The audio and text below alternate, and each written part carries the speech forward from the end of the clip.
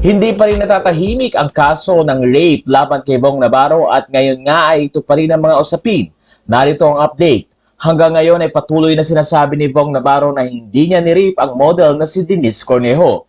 Ito ay matapos na mag-file ng rape case laban kay Vhong Navarro noong August 31, 2022 sa Taguig Regional Trial Court, ang Taguig City Prosecutor's Office.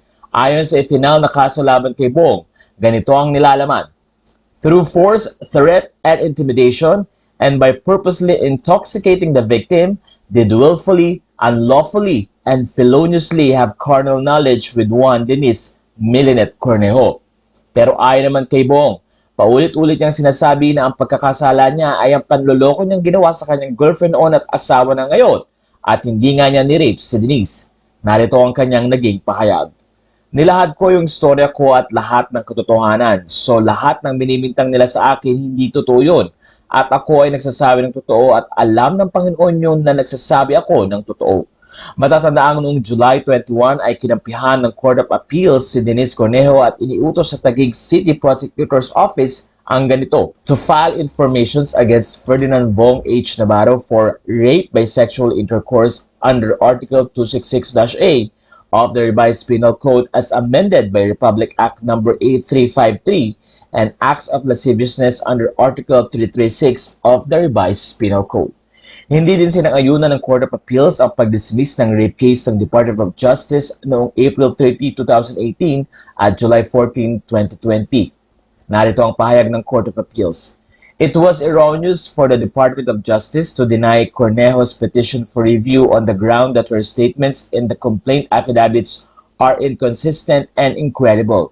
In this regard, it bears to stress that the determination of probable cause does not depend on the validity or merits of a party's accusation or defense or on the admissibility or veracity of testimonies presented. Nag-file din ng petition si Denice Cornejo sa DOJ upang i-review ang nasabing kaso noong April 30, 2018 pero na-deny nga ito. Ilan sa mga naging dahilan kung bakit na-deny ang petisyon ni Denice ay dahil sa inconsistent di umano ang naging pahayag nito. Noong June 28, 2018 ay nag-file ulit ng motion for reconsideration si Denice pero na-deny ulit ito noong July 14, 2020. Samantala patuloy namang sinasabi ng Court of Appeals na ang usaping tungkol sa kredibilidad ng mga testimonya ay ang trial court lang ang may power na mag-decide kung sino ang nagsasabi ng totoo. Issues of credibility should be adjudged during the trial proper. It goes without saying that it is the trial court that has the unique power and position to observe the witness, deportment, manner of testifying, emphasis, gesture, and inflection of the voice, all of which are potent aids in ascertaining the witness' credibility. Ultimately, it falls upon the trial court to determine who between Navarro and Cornejo speaks the truth. Cornejo decries attempted rape on the night of January 22, 2014 while Navarro denies any wrongdoing on his part. We reiterate once more that the preliminary investigation is not the proper venue to rule on the respondent's guilt or innocence. Likewise, whether the other pieces of documentary or electronic evidence presented at the preliminary investigation level is enough to impeach the credibility of the alleged rape victim so as to exculpate the respondent of the crime imputed against him is a matter best left to the scrutiny of the trial court. Finally, it must be borne in mind that the admissibility or inadmissibility of the parties' evidence should be ventilated before the trial court during the trial proper and not in the preliminary investigation. There need not be an inquiry into whether there is sufficient evidence to procure a conviction. What is merely required is probability of guilt, the determination of which does not call for the application of rules or standards of proof that a judgment of conviction requires after trial on merits.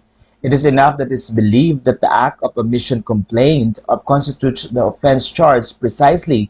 There is a trial for the reception of evidence of the prosecution in support of the charge, wherefore the petition is granted.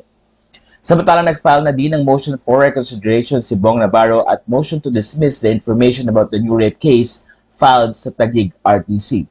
Dahil dito, mukhang matindi ang galit ng pamilya ng mga magulang ni Denice Cornejo kay Vhong. Hiling nila na pagbayaran di umano ni Vhong ang ginawa nito sa kanilang anak at sana'y makulong daw ito.